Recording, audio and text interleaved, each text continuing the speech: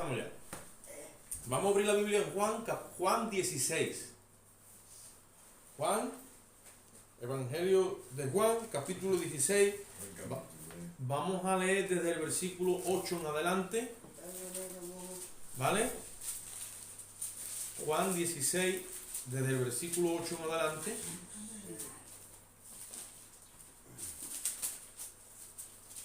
Juan 16, desde el versículo 8 a 15. ¿Estáis allí? Sí. ¿Vale? Leemos la palabra y lo hacemos a la gloria de Dios. Amén. Padre, Hijo y Espíritu Santo. Amén. Juan 16, 8 dice así: cuando Él venga, se está refiriendo al Espíritu, ¿vale? Convencerá al mundo de pecado, de justicia y de juicio. De pecado por cuanto no creen en mí. De justicia por cuanto voy al Padre y no me veréis más. Y de juicio por cuanto el príncipe de este mundo ya ha sido juzgado. Aún tengo muchas cosas que deciros, pero ahora no las podéis sobrellevar. Pero cuando venga el Espíritu de verdad, Él os guiará a toda la verdad, porque no hablará por su propia cuenta, sino que hablará todo lo que oyere y os hará saber todas las cosas que habrán de venir. Él me glorificará, porque tomará de lo mío y os lo hará saber. Todo lo que el Padre tiene es mío. Por eso dije que tomará de lo mío y os lo hará saber. Padre, en tu presencia estamos en esta mañana, Dios mío. Hemos cantado, Amén. hemos orado a tu nombre, Dios mío. Aleluya. Hemos traído de nuestras ofrendas a ti, Dios mío. Y ahora rogamos de que tú nos bendigas con tu bendita y santa voluntad a través de tu palabra, Dios mío. Te damos gracias y en ti esperamos en el nombre de Jesús. Amén. Gloria a Dios.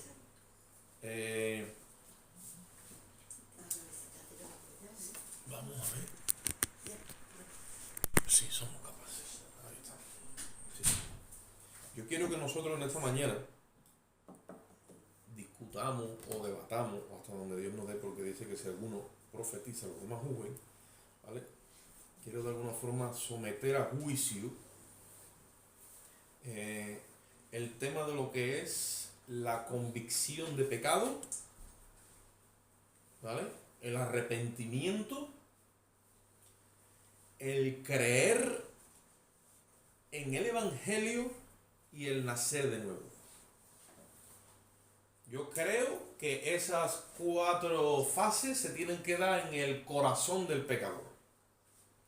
El corazón del pecador o el proceso que Dios usa para atraer al pecador, el proceso legal para atraer al pecador a los pies de Cristo. Primero tiene que haber una convicción de pecado. ¿Vale? Si no hay convicción de pecado, no puede haber entonces arrepentimiento. ¿Vale? Esto en verdad está todo junto. Lo que pasa es que lo vamos a intentar de desgranar y de abrir, pero en verdad está casi todo junto. Pero una cosa va precediendo a la otra. Cuando hay arrepentimiento, entonces ¿qué se puede creer? ¿Vale? Aquí ya se presenta el Evangelio. Aquí ya se cree al Evangelio, porque se presenta el Evangelio. Y cuando se ha presentado el Evangelio, entonces se puede producir el milagro de nacer de nuevo.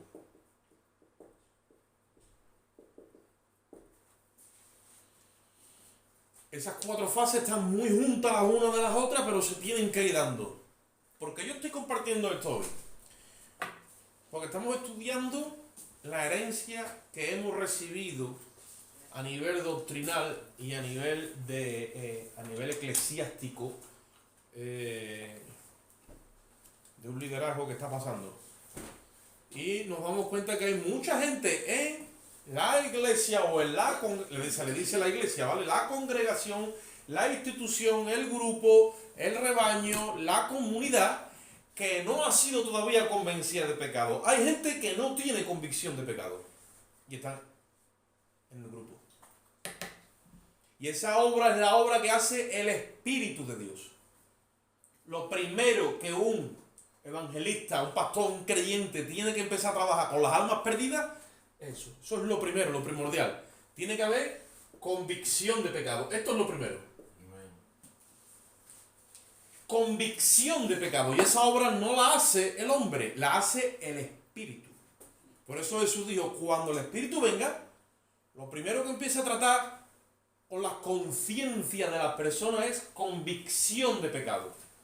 Tú vas y hablas con las personas, les dices, ¿tú sabes que eres pecador? Y como se lo digas de una forma tradicional y religiosa, te dice, sí, yo sé que soy pecador y que todos somos pecadores. ¿Ves? Ya te das cuenta que gracias a Roma, bueno, que gracias no hay que darle ninguna, sino a Roma o a la Reforma, se ha creado, ¿cómo lo explico? Una ideología de que todos somos pecadores, ¿vale?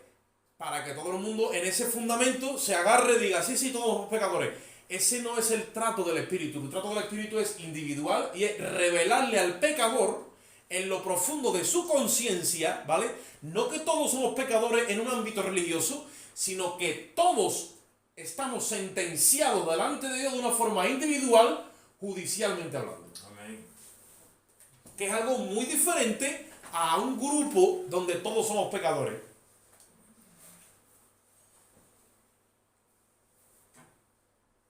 El hecho de que vayan todos, de que todas las personas vayan a pagar juntas la condenación del alma al infierno, eso no trae consuelo cuando tú estás allí. Es más, ninguna persona que ha estado en prisión, y de eso sabe alguno de ustedes, trae consuelo a la persona que está pagando, porque como vemos mucho, pues por lo menos, dile que si quiere estar allí, porque hay mucha gente. Esa mentira que ha metido Roma y que ha metido la religión tiene que ser barrida con un evangelio o con una con mostrar la voluntad de Dios y lo que es el plan de Dios al pecador tiene que ser hecho de una forma legal a los ojos de Dios. Una persona que llega entre comillas a Cristo, ¿vale? Sin estar convencido de pecado, tampoco se ha producido un arrepentimiento genuino. Y tampoco entonces ha creído al evangelio de una forma legal y correcta. Por lo tanto, ¿qué pasa? No son nacidos de nuevo. Y están aquí. ¿Verdad? Yo lo he explicado algunas veces. He cogido el diseño, la analogía de cuando llegan los magrebíes, ustedes sabéis, en patera. Se nos cuelan por aquí por las costas. ¿Sí o no? Una vez que llega y hacen así, se desperdican por ahí, ya tenemos un montón de ¿qué? De ilegales. A todos los efectos están aquí. A todos los efectos, pues uno tiene que buscar la vida. Comen, duermen y con el tiempo los legalizan. Pues así vamos a tener que hacer con la iglesia del Señor. Con el tiempo vamos a tener que empezar a legalizar a individuos que han entrado, pero tienen que ¿qué? Tienen que pasar por aquí. Cuando somos convencidos o convictos de pecado por el Espíritu, es que aprobamos que nuestra sentencia a muerte es justa. Como tú no seas convencido por el Espíritu de que tú has transgredido la ley de Dios, has ofendido la santidad de Dios, has traspasado sus decretos y sus mandamientos, si tú no te alineas con Él en esa verdad, tú nunca vas a aceptar tu condena.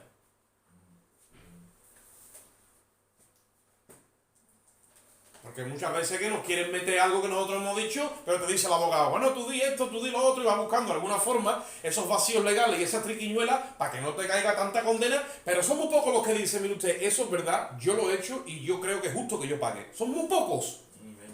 Pero eso, delante de Dios, lo que nos ha enseñado el mundo no vale. Lo que vale es presentarse delante de Dios y decirle, yo creo que tu sentencia para con mi alma es la justa y yo lo que merezco es el infierno. ¿Por qué? Porque eso lo dice una persona que ha sido convencida de pecado. Y nadie puede decirle eso a Dios a menos que el Espíritu no lo convenza. Y son muy pocos ya, tristemente, los que tenemos en la iglesia que saben que la sentencia, la condena de su alma era la muerte eterna.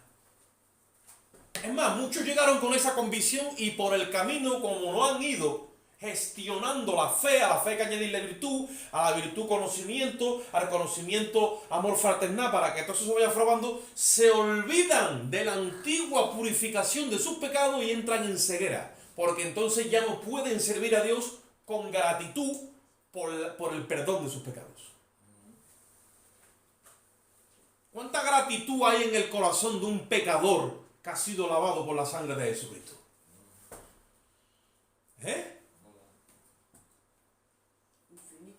Que te decían, escúchame, tírate, y te tiraba.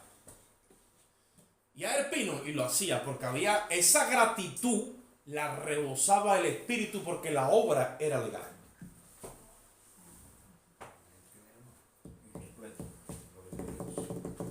¿Y por qué yo vengo con esto hoy? Porque tenemos que tener conciencia como hijos de Dios, como hermanos en la fe y como ministros del nuevo pacto, que cuando vayamos a hacer la obra, si la vas a hacer, mete a la gente por aquí. Eso de presentar el evangelio a una persona sin haber tratado con ella la convicción de pecado en su espíritu, hablando al hombre interior, y sin que se haya producido un arrepentimiento, es vana. Es vano presentar la cruz de Cristo cuando no se ha hecho un trabajo antes en lo profundo del corazón. Cuando no se ha presentado la ley, no tiene sentido decirle a una persona que crea en Jesucristo. Porque ¿para qué? ¿Qué sentido tiene? Es decir, tú le dices a una persona, ¿tú sabes que Jesucristo ha perdonado tus pecados? Dice, ¿tú sabes que puedes ser salvo de tu condena? Dice, ¿de qué condena? Viven ajenos a esa sentencia que está sobre sus cabezas.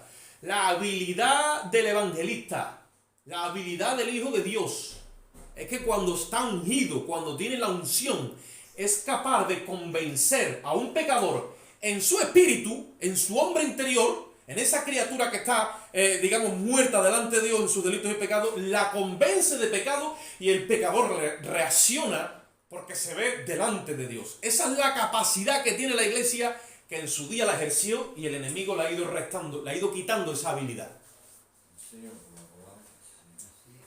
La iglesia apostólica primitiva, cuando predicaba Pedro, cuando predicaba Pablo, cuando predicaban los apóstoles, las almas se veían desnudas delante de un juicio a los ojos de Dios.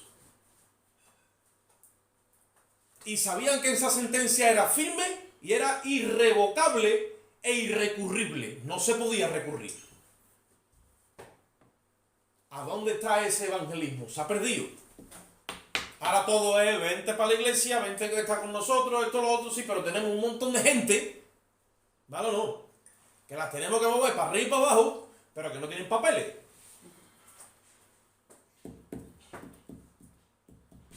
Y todo lo más que le consigamos por la ayuda de 463 euros, que es la que te da aquí el gobierno para que vaya medio. Pero ese no era el diseño ni el diseño de Dios. Yo quiero que ustedes abráis conmigo la Biblia en Primera de Samuel capítulo 12.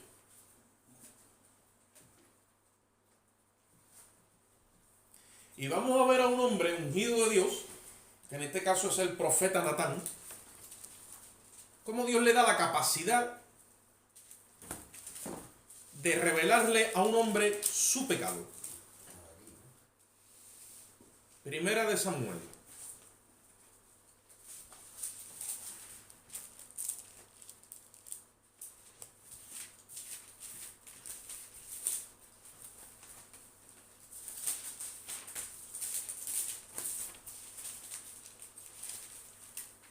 ¿Estáis allí?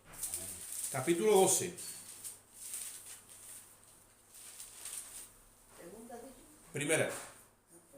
Primera de Samuel, capítulo 12, versículo 1.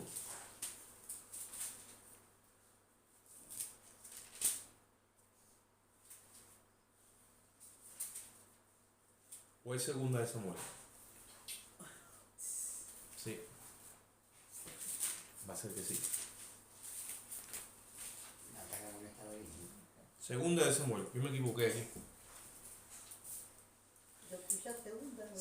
Segunda de Samuel. Capítulo 12. Y versículo 1. Para no leer más atrás os voy a situar. Para no leer ahora más atrás os voy a situar. Salieron a la guerra los reyes de Israel y David se quedó en palacio. ¿Vale?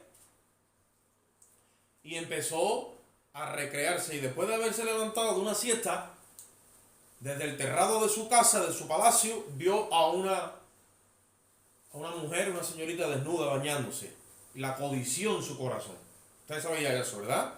Y la mandó a llamar y tuvo cópula con ella y quedó encinta. Ese es el primer registro de lo que nosotros podemos llamar bíblicamente caer en la tentación de la pornografía, en la palabra de Dios. Hoy día es diferente. Hoy día no sabemos nosotros hasta dónde David hubiera resistido, porque nuestros tiempos son en otro orden más duro en ese sentido. Pero nosotros vamos a ver cómo Dios le revela a este hombre su pecado. ¿Y a quién está usando? Está usando a un profeta de Dios, Natán, pero está ungido por el Espíritu, para revelarle algo que le está queriendo esconder dentro. Oye, eso, llamó a su esposo Urías, lo trajo para que comiera allí con él, después se fuera con su mujer, y el hombre en su lealtad se quedó allí en la puerta, para que usted vea lo que es la lealtad de Urías y él queriendo borrar todo eso. Cuando él parece que no ha pasado nada, aparece el profeta. Y ahí nos vamos a situar nosotros ahora. Capítulo 12 de 2 de Samuel, versículo 1. Jehová envió a Natán a David. Y viniendo a él, le dijo: había dos hombres en una ciudad, el uno era rico y el otro era pobre. Y el rico tenía numerosas ovejas y vacas, pero el pobre no tenía más que una sola corderita, que él había comprado y criado, y que había crecido con él y con sus hijos juntamente, comiendo de su bocado y bebiendo de su vaso y durmiendo en su seno, y la tenía como una hija. Y vino de camino un hombre rico, y éste no quiso tomar de sus ovejas y de sus vacas para guisar para el caminante que había venido a él, sino que tomó la oveja de aquel hombre pobre y la preparó para aquel que había venido a él. Entonces se encendió el furor de David en gran manera contra aquel hombre, y dijo a Natán: vive Jehová, que el que tal hizo es digno de muerte, y debe de pagar la cordera con 4 tantos, porque hizo tal cosa y no tuvo misericordia. Entonces dijo Natán a David: tú eres ese hombre. Cuando nosotros usamos de los medios que Dios nos ha puesto en el camino para tratar con las personas, debemos de tratar con el conocimiento que ellas tienen y alinearnos con su conciencia para que hagan un juicio recto de las cosas y meternos dentro. Nosotros siempre vamos a tener un aliado dentro de cada pecador que tenemos enfrente, es su conciencia. Por eso el apóstol Pablo dice: nosotros nos recomendamos a toda conciencia humana, a ver si tenemos la capacidad de presentar perfecto a todo hombre en Cristo.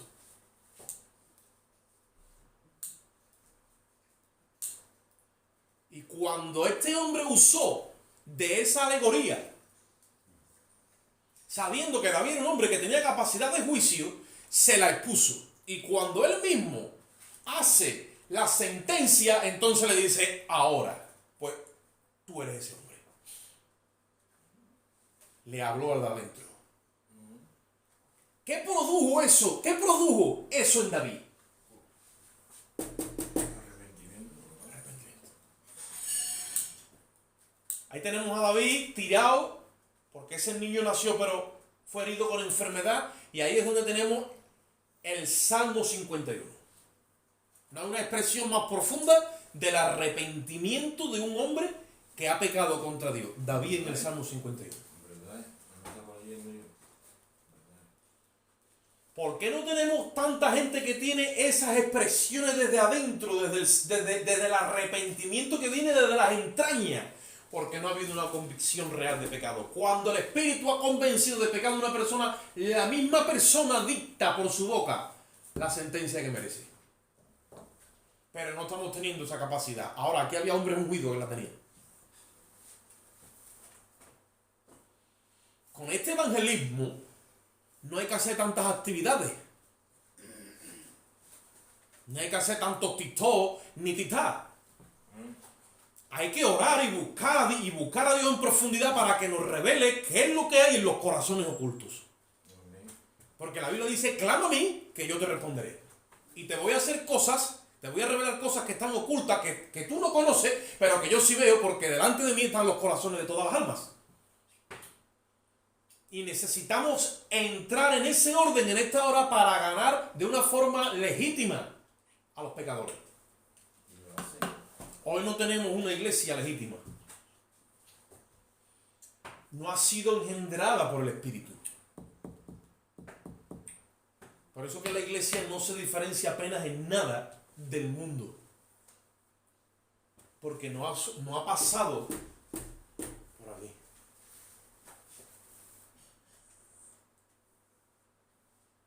¿Ustedes saben el rito que tenía que hacer el sumo sacerdote para llegar hasta el lugar santísimo? Y lavarse en la fuente de bronce, y después entrar con sangre, y el altar del incienso hasta que entraba allí, ofrecer por él, ofrecer por su familia y todo. Tú te lo lees y tú dices, Dios mío, hasta que llegaba la fuerza. Si había una parte que se saltaba o no lo había hecho bien, cuando llegaba allí, Dios desaprobaba el sacrificio.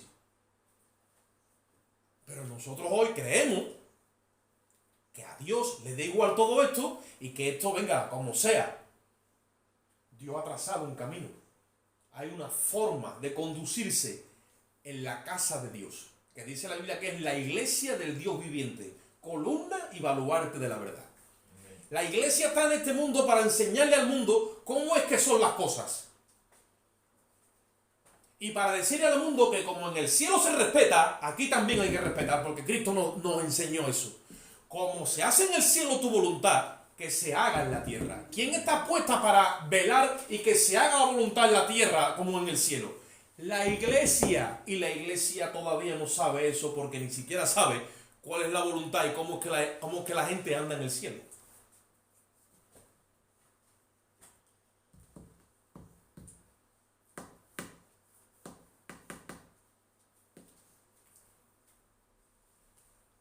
Yo muchas veces me siento con mis hijos a comer y digo, párate, que nadie vaya, parece que es protocolo, radicalismo, que nadie me coma. Que nos esperemos los unos a los otros hasta que todos estemos sentados, luego vamos a una oración. Cuando vamos a una oración, entonces ya comemos. Y te los ves que están ahí, empiezan a comer, hablan los unos con los otros, no respetan, son irreverentes y creemos que no pasa nada. En el cielo no come nadie hasta que no llega el último y se ora por los alimentos. Tú dirás, ¿eso cómo es? Estamos hablando de protocolo, de reverencia y de respeto. Formas y maneras que tienen que ver con la casa del Padre y con el reino. Porque el reino de los cielos no es comida ni bebida. Es alegría, es paz, es gozo, es respeto. Es lealtad, es sinceridad, es transparencia, es honor, es honra. Todo eso se ha perdido. ¿Se ha perdido? Nada de eso hay en la iglesia de ahora. Ahora hay irreverencia, soberbia, altivez, murmuración, chisme, crítica, basura. Y queremos que el Espíritu se meta en eso y que se manche también. Él es santo. El Espíritu es santo. Y esto no se puede hacer de cualquier manera. Para eso el maestro le dieron la maestría para que enseñe al alumno que es el discípulo. Antiguamente los oficios se aprendían ¿qué? De maestro a discípulo, ¿no? Y de maestro a aprendiz. Ya eso se ha perdido. Ahora cualquiera es maestro. O cualquiera sabe. Porque se ha visto un tutorial por YouTube. Pero no es así. Entonces, la iglesia ha perdido todas esas formas y todas esas maneras, ¿vale? Y nos conformamos a cualquier cosa. No, señor. ¿Qué dijo David? Ese hombre digno de muerte.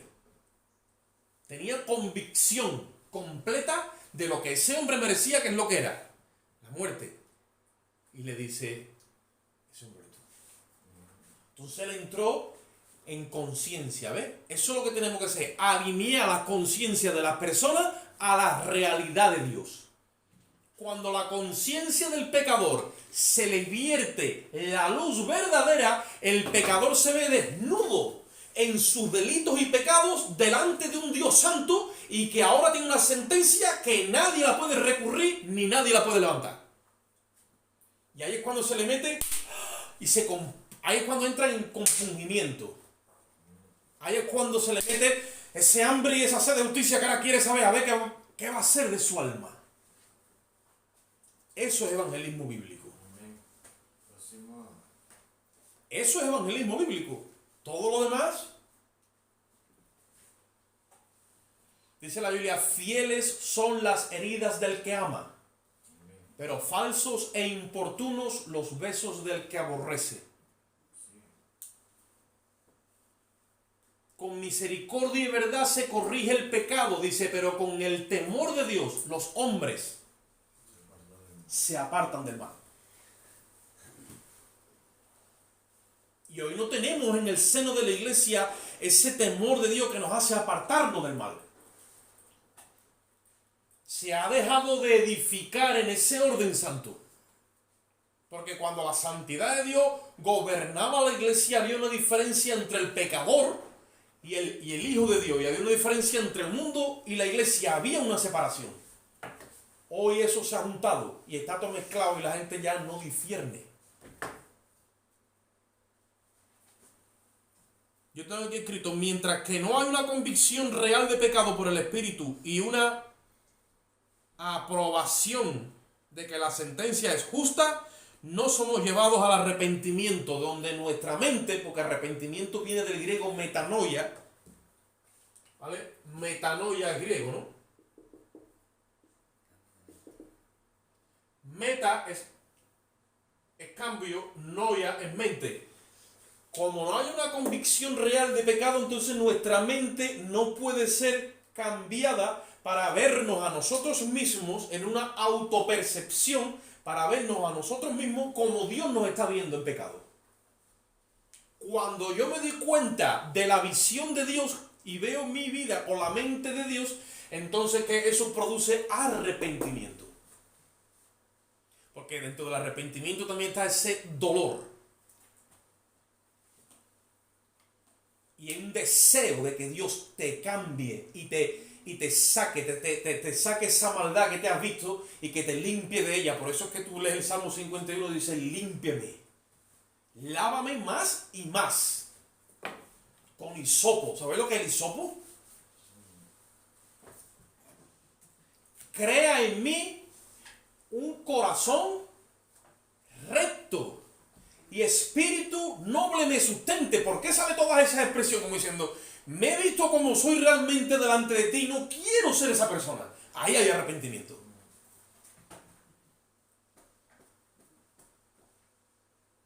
Porque es la luz del Espíritu alumbrando a esa persona. Y cuando la luz verdadera te alumbra, ya te digo yo a ti que es que no hay forma de esconderte. Por eso la iglesia tiene que tener la capacidad de llevar a las personas a esa escena antes de que realmente pase, porque eso va a pasar en la eternidad. La Biblia dice que está establecido para los hombres que mueran una sola vez. ¿Y después de esto qué? ¿Y dónde va a ser el juicio? Va a ser en el gran trono blanco. Allí va la luz de Dios va a salir. Y las personas no pueden esconderse en ninguna parte.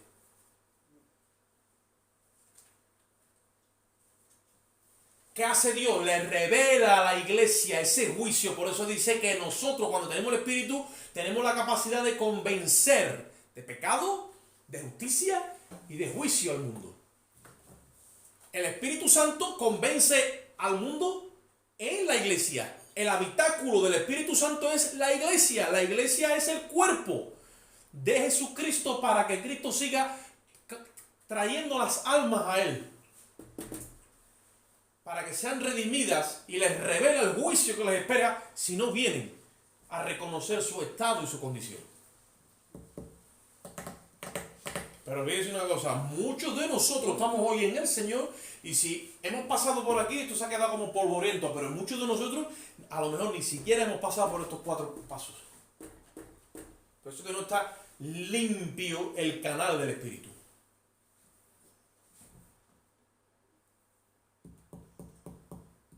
Porque cuando Dios te convence de pecado, te guía al arrepentimiento. Te lleva a que haya el arrepentimiento es como un rompimiento, como una demolición de esa creación vieja y se hace todo escombro. Entonces cuando ya te rompe por dentro y pides que, entonces autorizas a que el Espíritu llegue como el que llega con una máquina y se lleva todo el escombro. y te deja limpio de toda esa vieja creación. Ahora empezamos Donde se crea el espíritu recto. con la nueva creación. En toda obra, cuando llega el Espíritu Santo, tiene que deshacer las obras del diablo. La Biblia dice que Jesucristo vino ¿a qué? A deshacer las obras del diablo. Entonces, cuando empieza el Espíritu Santo a convencer de pecado y de arrepentimiento, eso es demoler lo que el diablo ha hecho y hacerlo todo añico. Y ahora hay desescombro. Y empieza la edificación, que es la obra del Espíritu Santo en base a lo que ha sucedido en la cruz. En el corazón de cada creyente. Por eso es que nosotros no podemos perder de vista la antigua purificación de nuestros pecados. Sino que a esa fe gloriosa y preciosa hay que añadirle virtud. Esto es un proceso y en verdad hay un precio que pagar. Para que el Espíritu Santo siga haciendo su obra.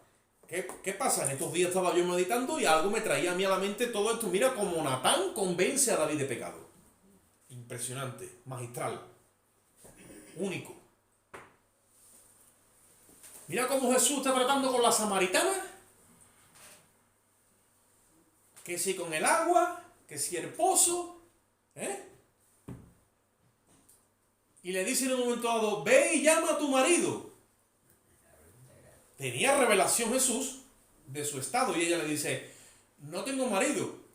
Y él le dice, bien has dicho, porque 5 has tenido y el que ahora tiene, no es tu marido, estaban viviendo en pecado. Hoy día no se le puede decir a la gente que está rebujada, que está viviendo en pecado, porque como es normal, pues Dios nos tiene que dar la gracia para... Pero esta persona ella sabía que juntarse con un varón sin estar casado era pecado, por lo tanto este paso ya lo tenía de eso. Simplemente cuando le dice eso, entonces que produce arrepentimiento y ella se da cuenta que está tratando, ella piensa que es un profeta porque le está revelando su corazón. Cuando la profecía o los profetas tienen vivo el espíritu, revelan el corazón del que está oyendo. ¿Y qué hace ella? Se asusta y va corriendo a decirle a los demás, creo que encontró al Mesías. Pero mira cómo Jesús trata, ¿ves? Sabía dónde tenía que tocar. Convicción de pecado y arrepentimiento. Vamos un momentito a 2 de Timoteo.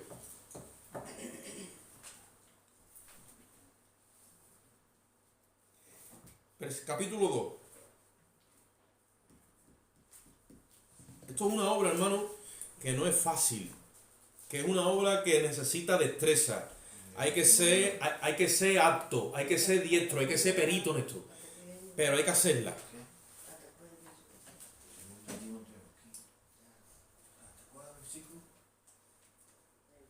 Segunda de Timoteo, capítulo 2, versículo 24. ¿Estáis allí? Segunda de Timoteo 2, 24.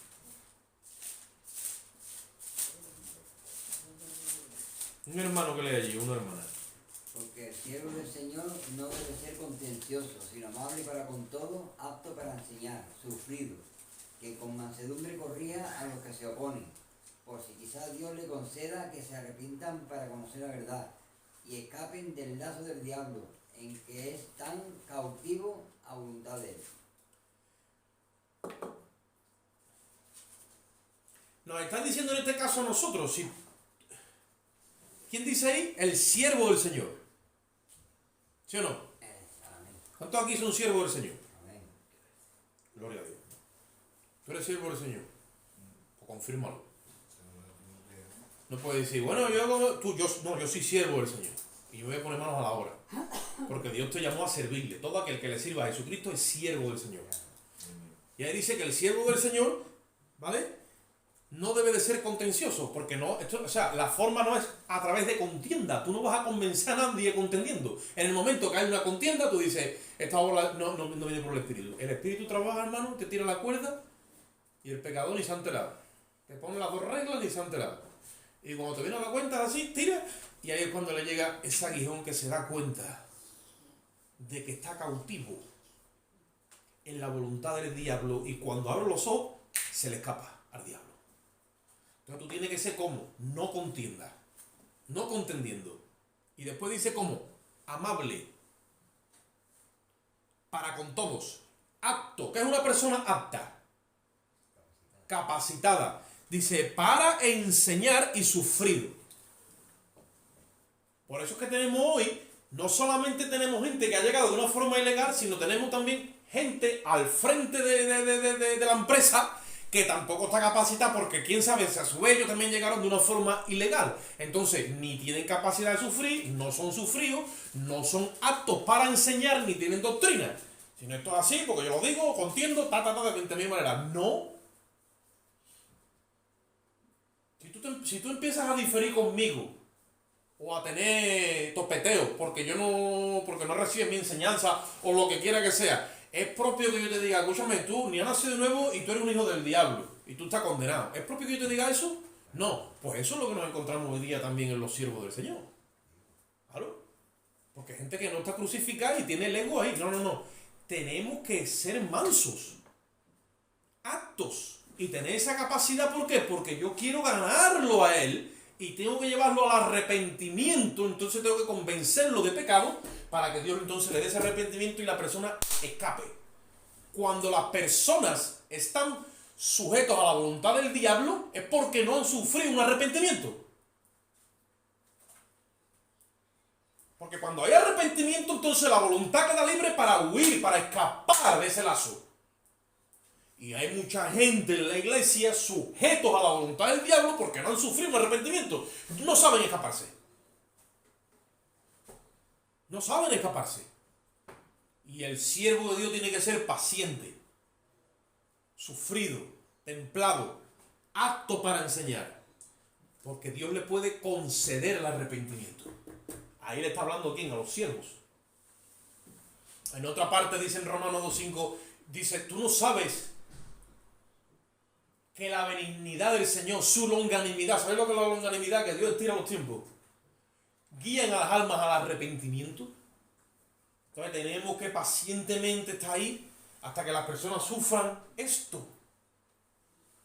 Porque no han pasado por aquí. Sin embargo, los tenemos ahí.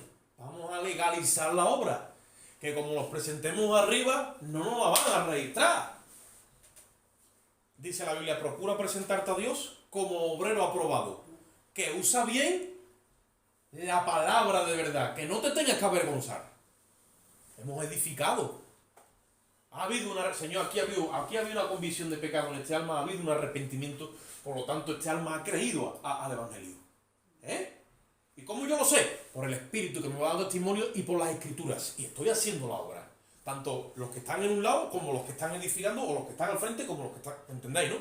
Porque es que si no, no tenemos forma de saber las cosas. Y esto no es artuntún. Como decía un pastor puertorriqueño que yo tuve, un 20 tú, ¿no? Dice, esto no es un 20 tú. Y tú decías, ¿un 20 tú qué es lo que es? Dice, 20 tú, 20 tú, 20 tú. Eso no es así, en ese compadre no va la obra de Dios. ¿De acuerdo? Entonces, tenemos que procurar que haya un arrepentimiento. Usted sabe una de las cosas que yo, por ejemplo, cuando me acuerdo del arrepentimiento que tuve. El arrepentimiento para nacer de nuevo solamente se produce una vez.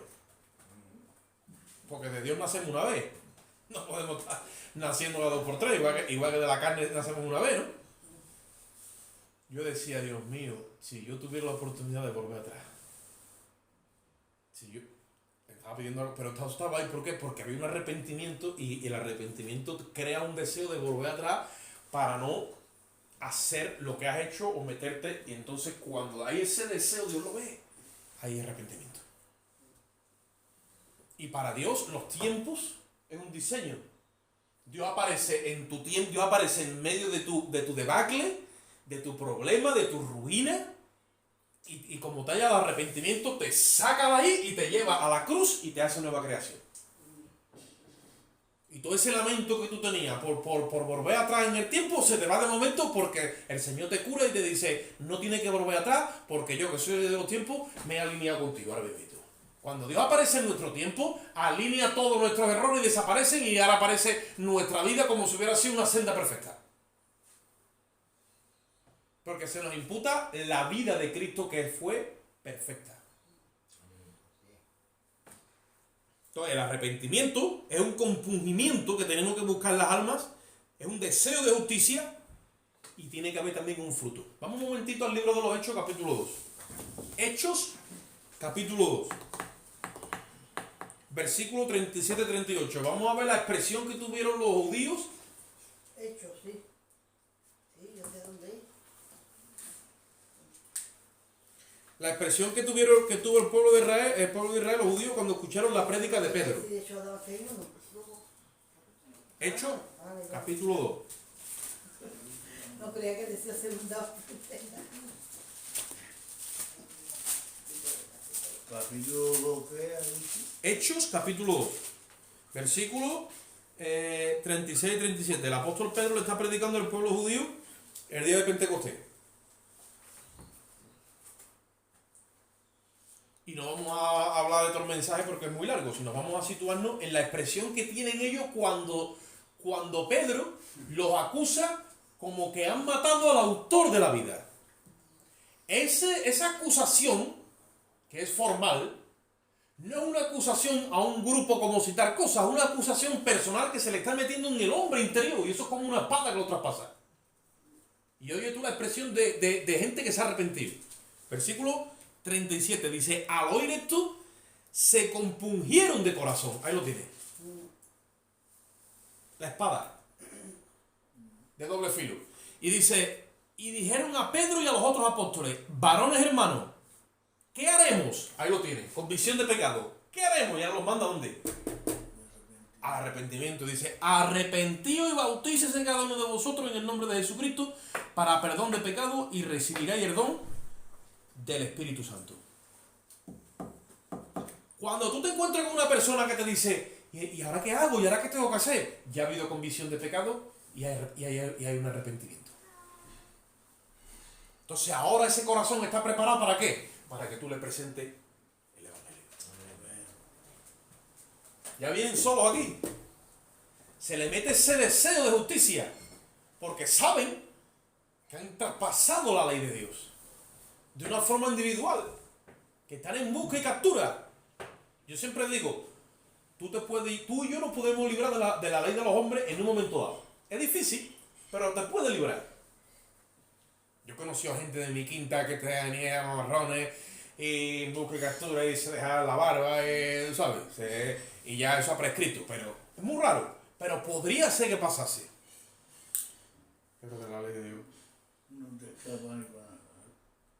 Dice: está establecido para los hombres que mueran una sola vez y después de esto es juicio.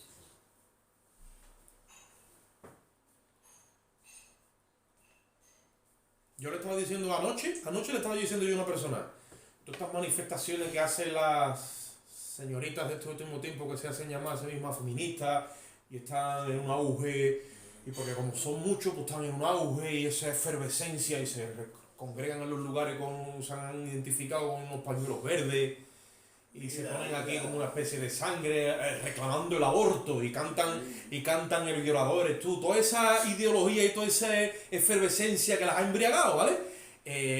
Si Dios no trae una convicción a todos estos colectivos, pero por el Espíritu, que para eso estamos nosotros en la iglesia, ¿vale? Si no es así, estas personas se van a tener que presentar allí, y cuando, eso se lo estoy diciendo yo anoche a una persona, digo, y cuando estén allí, todas esas canciones, toda esa efervescencia y todo, allí ni nada. Allí van a ver su pecado. Dice la Biblia: no tendrá Dios por inocente al culpable. Y van a ver la culpabilidad. La van a ver y la van a confesar. Con sus propias bocas, porque dice la Biblia que delante de Él toda rodilla se doblará y toda lengua confesará de que Él es el Señor. Porque dice la Biblia que Dios ha puesto a Jesucristo como juez de vivo y de muerto. Y como tú no lo aceptes como el Salvador de tu alma, o ya sea en vida o ya sea en muerte, te lo encuentras como juez. Porque Él ha venido una sola vez, dice la Biblia, sin relación con el pecado, y cuando aparezca la segunda, o sea, ha venido una sola vez para quitar los pecados, dice. Ahí ha venido como para identificarse con nuestra humanidad, quitando los pecados en amor. Pero cuando aparezca la segunda vez, dice que será sin relación ninguna con el pecado. Entonces, allí donde vea pecado, allí lo busca. Allí lo fulmina. Y yo no me tengo que alterar, ni me tengo que preocupar, ni andar en debate con todo esto. No, yo simplemente dame sabiduría y ciencia para tratar con estas almas. Pero hay algo que yo siempre le digo, por el camino. Pero no me tengo que alterar ni nada. Simplemente en el amor de Jesucristo. Sepa usted que si usted no hace caso, porque hoy es el día de salvación si usted oye la palabra, no la quiere oír, vale, sepa usted que usted un día, tranquilamente se lo digo, a lo mejor usted mañana se arrepiente y yo me voy a alegrar cuando me entere. Pero si usted sigue su camino y la muerte la alcanza, que es la paga del pecado, ya tiene usted una evidencia de que usted es un pecador, que sepa usted que un día va a dar usted cuenta delante del tribunal y usted irá por toda la eternidad a pagar lejos de Dios. En un lugar donde no hay ni misericordia, ni consuelo, ni hay nada bueno. Todo lo que hay es malos, tormentos, angustia. Es terror y es horror. Así se lo digo. Así es. Porque así Dios me ha enseñado que le habla a las personas en el amor de Jesucristo, porque todos se merecen un respeto y una dignidad. Pero no puedo ocultarle la verdad. Esa es la verdad. Amén. Así es. Esa es la verdad. Y tenemos que prepararnos para hablarle en el amor de Dios así a las almas. Con todo el respeto, porque yo no los convenzo, pero si el Espíritu está trabajando en mí, eso se le va a meter por dentro. A lo mejor me dice 4 cosas, pero después cuando se va por dentro empieza el Espíritu a taladrar. Y hasta que la palabra hace ¡pah! Y ahí lo lleva. Eso es el amor de Dios, ¿no? Que fue el amor de Dios lo que llevó a Natán a decirle a David su pecado, que se creía que había quedado oculto. Había una iglesia y el pastor tenía que llevar, porque una iglesia donde se recogía la ofrenda de diezmo, y el pastor llevaba todos los lunes la ofrenda al banco y tenía amistad con el banquero, con el de la oficina. Y le decía, venga usted al culto, estamos en tal sitio, estaba un pastor haciendo su gestión, y este hombre un día accedió a venir al culto. Y vino al culto y el pastor predicó el mensaje. Oye esto. Y cuando predicó el mensaje, luego invitó y dio la oportunidad al arrepentimiento para que las personas pasaran. Y este hombre que era visita, ¿vale? Pues no quiso pasar. Entonces se le arrima un abuelito de la congregación y le dice, amigo, pase usted, que usted es el único pecador en la iglesia. Dios lo está invitando al arrepentimiento. No, yo no soy pecador, yo no necesito salvación, yo quiero invitarte aquí. ¿Usted no quiere venir al cielo? Y le dice, no, yo no, dice, bueno, pues voy a ir por el infierno. Y lo dejó allí. Claro. Y acabó el culto y todo, luego se enteró el pastor se molestó porque, como diciendo, Al día siguiente, este hombre llamando al pastor. Mire usted, hago una oración por mí, yo quiero ¿qué tengo que hacer? ¿Qué tengo que hacer? Yo quiero recibir a Jesucristo, yo quiero ir al cielo, ¿qué? Y le dice el pastor, pero usted venía al culto, ¿qué es lo que le ha pasado a usted? Y dice, no, a mí nadie me ha dicho la verdad. Nunca nadie me ha dicho la verdad, pero cuando ese abuelito me dijo que yo me fuera para el infierno, que yo me fui diciendo, ¿usted qué sabe? Me acosté esa noche, mira, yo me he visto ardiendo en llamas. Yo me he visto allí en el lugar más espantoso y más horroroso que yo puedo imaginar. A mí nadie me ha dicho la verdad. A mí nunca nadie me ha dicho la verdad. Yo quiero, ¿qué tengo que hacer para recibir a Jesucristo? Para que usted vea un simple, ¿no quiere usted recibir a Jesucristo y quiere ir al cielo? Pues en fin, le dio el abuelito. Con el amor de todo eso, sin contienda ninguna. Había uno amado que decía que si no hacíamos nosotros estos, éramos asesinos espirituales. Amén. Es que es verdad, ¿no? Se suele decir que si no lo hacemos por las piedras, ¿no? ¿Sabes? Hablarían, ¿no? Pero para que ustedes vean, y ahora, vamos un momentito, antes de que esto acabe, porque tenemos un poquito de tiempo, vamos un momentito en lo que es el fruto de arrepentimiento que nosotros tenemos por la palabra, capacidad para ver que el Espíritu de Dios está haciendo la obra. Vamos al capítulo 3 de Lucas, del Evangelio de Lucas. Capítulo 3, versículo 7. La medida que podamos, tengamos Lucas 3. cuidado. No, es que Cristo lo va a Yo no poner. sé. Yo te lo voy a poner. No vamos por ahí tampoco, pero yo te lo voy a poner en el camino, seguro. Lucas capítulo 3.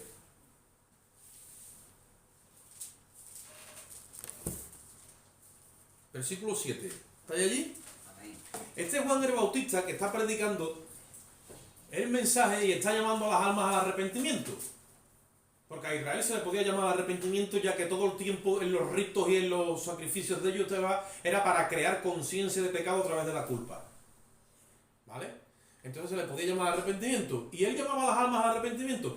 Y entonces si había un arrepentimiento genuino, él los bautizaba en agua. Pero como Juan el Bautista, igual que Natán, igual que todos los que estaban ungidos por el Espíritu de Dios, tenían el Espíritu y eran guiados por él, no a todos los bautizaban en el agua porque no había habido en todo que un arrepentimiento. Entonces, en este caso no, porque el bautismo de Juan era hasta aquí, ya empezó Cristo, como que no lo consagraba a la obra y lo declaraba como hijo de Dios, porque no había habido un arrepentimiento de genuino. ¿Y cómo Juan lo sabe? Ahí lo vamos a ver ahora. Gloria a Dios. Dice, y decía a las multitudes que salían para ser bautizadas por él: generación de víboras, ¿quién os enseñó a huir de la ira venidera? Haced pues frutos dignos de arrepentimiento, y no comencéis a decir a vosotros mismos: tenemos a Abraham por padre, porque os digo que Dios puede levantar hijos a Abraham aún de estas piedras. ¿Qué sucede con todo esto? Tenemos el creyente que finge que se ha arrepentido, pero para eso está el ministro, está la iglesia, está el Espíritu de Dios dando testimonio si ha habido arrepentimiento o no. Si no ha habido un arrepentimiento, no se puede declarar a esa persona como miembro de la congregación o como hijo de Dios hasta que no haya un arrepentimiento. Pero tampoco es que se va a decir así públicamente, sino que se va vigilando, se va mirando y entonces uno va obrando y va tratando con las personas. En este caso Juan era abiertamente. ¿Qué es lo que pasa? Que como esta gente tenían el linaje sanguíneo, en cuanto a lo que es la sangre, la descendencia sanguínea, eran hijos de Abraham, ellos cogían eso como excusa para venir al bautismo. Y él le dijo: aquí no se trata de que tú te hayas criado en la iglesia, o que tú aceptaras al Señor, o que tus padres sean pastores, o que tú... No se trata de eso, se trata de que tú des fruto de arrepentimiento. Jesucristo, que decía: por su fruto, ya está. O se recogen higos de la uva, decía. Ahora, ¿qué sucede? Empieza él a pedir fruto de arrepentimiento. Mira lo que dice, os digo a ustedes que si se trata de ser hijos de Abraham, Dios coge y le saca hijos de Abraham incluso de estas piedras, dice. No se trata de que tú tengas una afinidad hacia la religión, porque voy a decir una cosa, muchos de nosotros llevamos más tiempo la religión evangélica que la católica. Bueno, la católica que prácticamente nunca la practicamos porque casi nosotros... Pero en la evangélica nos hemos identificado más. Entonces llega un momento que tú te haces a la religión y eso se crea en ti como una especie de orgullo y hay ahí un currículum o un pedigrí, depende de cómo lo quieras decir. Y eso hay que romperlo, porque si en mí no hay fruto, yo mismo me tengo que examinar a mí mismo y juzgarme a mí mismo, o dejar que los líderes me digan ¿qué pasa conmigo? Y Juan, cuando le dice eso, ustedes saben, cuando le dice de estas piedras Dios puede sacar hijos, esas piedras las puso Josué muchos años antes, porque ahí, por donde se ponía Juan a bautizar, es por donde Josué pasó con el pueblo por primera vez, que llegaron a entrar a la tierra de Canaán y tenían que pasar el Jordán. Cuando pasaron el Jordán, Dios le dice: párate, pon ahí 12 piedras representando una a cada tribu, para que cuando mañana vuestros hijos digan: ¿y esto qué es lo que es? Esto fue Dios que secó las aguas de Jordán para que todo el pueblo pasara seco y nosotros entráramos a poseer la tierra de Canaán. Un memorial. Y allí es donde Juan bautizaba, estaban aquellas 12 piedras allí. Y Juan predicando el arrepentimiento. Y viene uno y dice: bueno, yo puedo bautizar, ¿y tú qué te crees? Porque tú... Y mira cómo le revela los pensamientos. Había revelación de las intenciones del corazón. Cuando la palabra está viva, es como una espada que se mueve dentro del ministro y sabe las intenciones, porque dice que cuando la palabra de Dios es viva, ¿qué pasa? Revela los pensamientos y las intenciones del corazón. Y dice: tú te quieres venir aquí a meter como si fueras uno más, porque tú te crees que esto es un chapuzón, ¿vale o no? Y tú lo que estás pensando es que como tú eres hijo de Abraham, pues ya está todo hecho. No está todo hecho. Porque tú eres una piedra, tú no tienes vida. Y para Dios saca un hijo, entonces en vez de te coge una piedra de esta y te saca de allá uno. Nosotros estábamos muertos en nuestros delitos y pecados, dice la Biblia. Sentenciados a muerte. Y en cuanto a lo que es nuestra parte moral, corrompidos, dice la palabra. Dice el Salmo 53. Ahora, cuando escucha el pueblo decirle eso, decía Juan el Bautista esas cosas, se le arriman y dice, versículo, dice en el 9, y ya también el hacha está puesta a la raíz de los árboles. Por tanto, todo árbol que no da buen fruto se corta y se echa al fuego. Y dice entonces la gente: oh, aquí el asunto está serio. Entonces le empiezan a preguntar y le dice: Dice que la gente vino y le preguntaba diciendo, ¿qué haremos? ¿Os acordáis de la escritura que hemos visto en Pedro? Cuando le dice usted habéis matado a toda la vida, dice que se compungieron y le preguntan, ¿qué haremos? Ya lo estoy aquí. Y él le dice, da fruto de arrepentimiento. Tú dices que te arrepentido, sí, da fruto. Mira los frutos, mira los frutos. Versículo 11. Y respondiendo les dijo, el que tiene 2 túnicas, dé una al que no tiene. Y el que tiene que comer, haga lo mismo. Tú dirás, bueno hermano, pero eso sí, es que cuando el amor de Dios está en un corazón, eso pasa.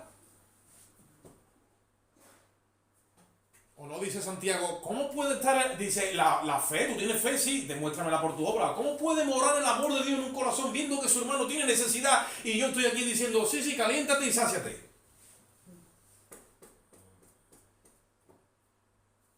No nos damos cuenta que el amor de Dios, dice la Biblia, ha sido derramado en nuestros corazones por el Espíritu. Entonces cuando ese amor ha sido derramado, el amor de Dios es lo que mantiene al odre, lo mantiene vivo, y una cosa y a la otra se conservan juntamente.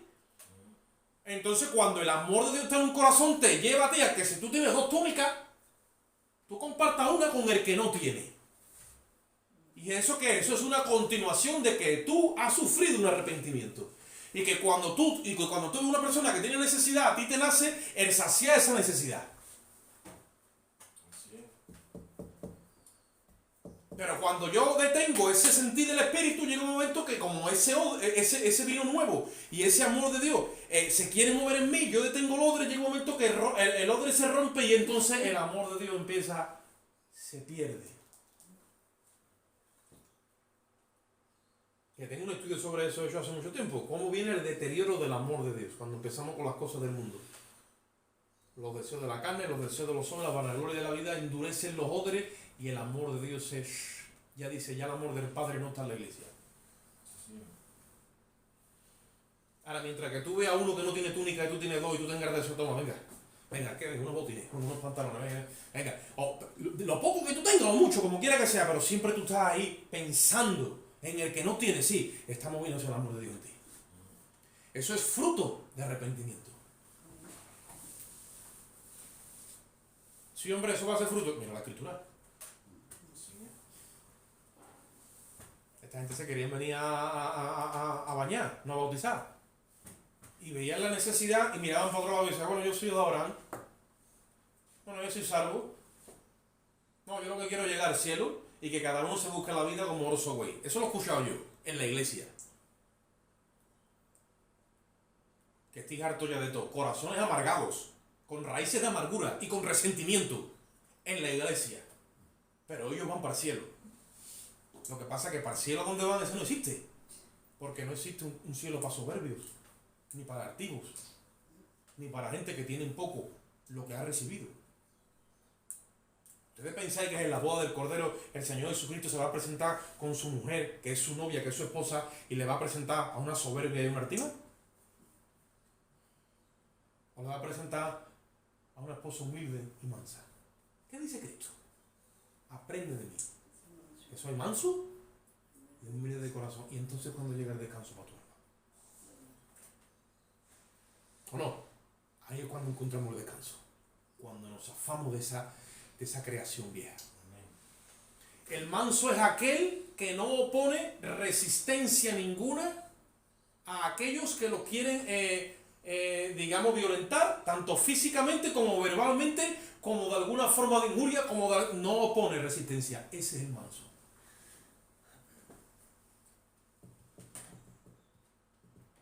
Ese es el manso.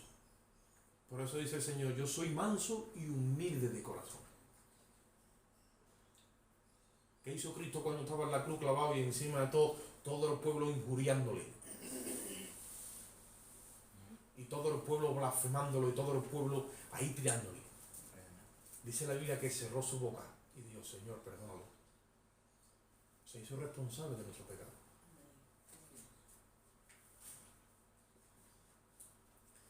Dice en el versículo 12, vinieron también, dice, unos publicanos para ser bautizados y le dijeron, maestro, porque a Juan también de profeta lo tenían por... Y le dijeron, otra vez tiene la pregunta, ¿qué haremos? ¿Ves?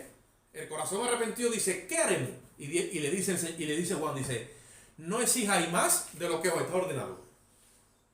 Esta gente estaban puestos para cobrar impuestos y le está diciendo en otras palabras, si estáis puestos en ese lugar, así, ser justos y no abuséis de vuestra posición para beneficio propio.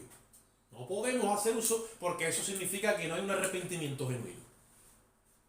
Y después dice, también le preguntaron unos soldados diciendo, y nosotros, otra vez, esta es la pregunta, ¿qué haremos? Y le digo, no hagáis extorsión a nadie, ni calumniéis. Y dice, y contentaos con vuestro salario.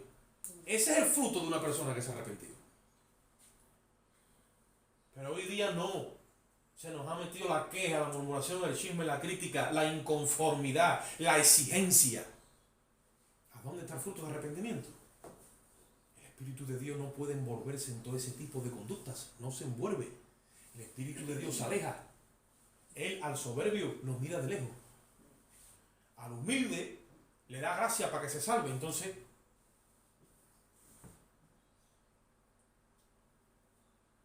¿en qué iglesia estamos, hermano? ¿O qué iglesia queremos tener?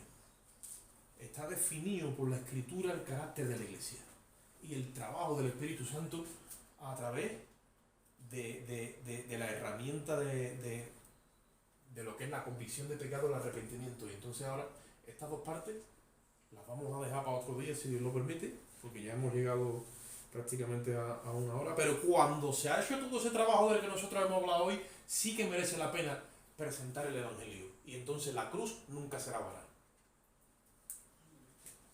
Cuando tú tratas a una persona que ha pasado por todas las cosas que nosotros hemos compartido hoy, ahora preséntale el sacrificio de la cruz, háblale de Isaías 53, háblale del amor de Dios, de cuánto Cristo nos ha amado, de lo que Él hizo. Háblale de eso. Tú vas a ver cómo todo eso se le mete hasta... Es un cimiento que le va a echar una base. Ese es el fundamento. Ahí eso coge. ¿Por qué? Porque ya se ha demolido toda la vieja creación, ya no hay nada. Ahora se puede edificar. Pero llegar con la cruz en medio de todo esto, sin echar todas estas cosas que hemos hablado, sin echarla al lado, sin arrepentimiento, sin convicción de pecado, hemos hecho vana la cruz de Cristo.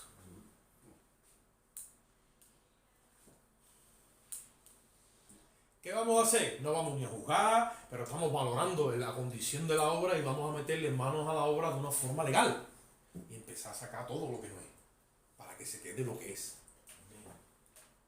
Y entonces el Espíritu Santo se acercará y verá entonces que estamos intentando trabajar correctamente con la cuerda, con el cordel, ¿vale? Y que los ladrillos están alineados a la cuerda y estamos edificando, entonces Él se meterá. A lo bueno hay que decirle bueno, pero a lo malo hay que decirle malo. Y entonces, estamos hablando de evangelismo y estamos hablando de que esto está con la afuera, pero también con nosotros aquí. Hay mucho trabajo. Por eso Jesucristo, cuando hablaba con los discípulos, decía: rogad al Señor de la mies que envíe ¿qué? Obreros a su mies, porque hay mucho trabajo y poca mano de obra. En la verdadera obra de Dios. Lo que no es la obra de Dios, allá hay obreros a punta pala. ¿No? Yo me abro un canal, empiezo a predicar doctrinas erradas conforme a mis pasiones. Abajo te digo suscríbete, dale like. Y entre lo que me da YouTube y si te dejo mi cuenta también por si quieres colaborar, pues entonces no, de eso no estamos hablando. De eso no estamos hablando absolutamente nada. Estamos hablando de la obra de Dios. Hay pocos obreros en la obra de Dios, pero tenemos que rogar que Dios traiga mano de obra y que nos unja con su espíritu, unidos con el Espíritu de Dios, para tener visión de cómo está el panorama. Vamos a orar. Padre, te damos gracias en esta bendita hora, Dios mío. Bendecimos tu santo, lindo y precioso nombre y te damos a ti la gloria y la honra, Dios. Te rogamos que tú esta palabra la incrustes en lo profundo de nuestros corazones y en nuestra mente, para que por tu Espíritu, Dios mío, sepamos llevar a cabo aquello que es la necesidad inmediata por la que estamos atravesando, Dios mío. Mira cuántas almas perdidas dentro y fuera de la iglesia, Señor. Te rogamos de que tú nos lleves a esa necesidad y nos levantes como peritos arquitectos y capataces y capaces de hacer tu obra, Dios mío. Salimos de este lugar, pero no de tu presencia. En tu amor, la gracia de Jesucristo y la comunión y dirección de tu Espíritu Santo. Y el pueblo de Dios dice: Amén. Salud.